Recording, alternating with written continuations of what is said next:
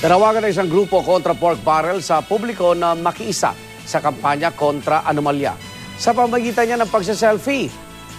Narito ang report. Napakita natin through Facebook.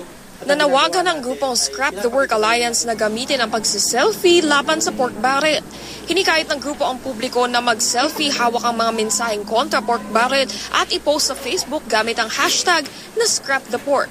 Mahigit 300 tao na raw ang nakikilahok sa online campaign na ito. Bigo si Senador Bong Revilla Jr. na makakuha ng agarang desisyon mula sa Korte Suprema sa hiling niyang ipatigil ang investigasyon ng Office of the Ombudsman sa pork barrel scam. Sa halip, binigyan ng Korte Suprema si Ombudsman Conchita Carpio Morales ng 10 araw para magkomento sa petisyon ni Revilla. Dumulog si Revilla sa Korte Suprema matapos ibasura ng Ombudsman ang nauna niyang petisyon. Giit ni Revilla, dapat suspendihin ang investigasyon dahil hindi pa nare-resolva ang civil case na isinampa niya laban kay pork barrel scam whistleblower Ben Huloy. Pero ayon kay Morales, hindi raw makakaapekto ang kaso laban kay Loy sa kahihinat na ng investigasyon laban sa reklamong plunder na isinampa laban kay Revilla. Para sa unang balita, Micaela Papa reporting.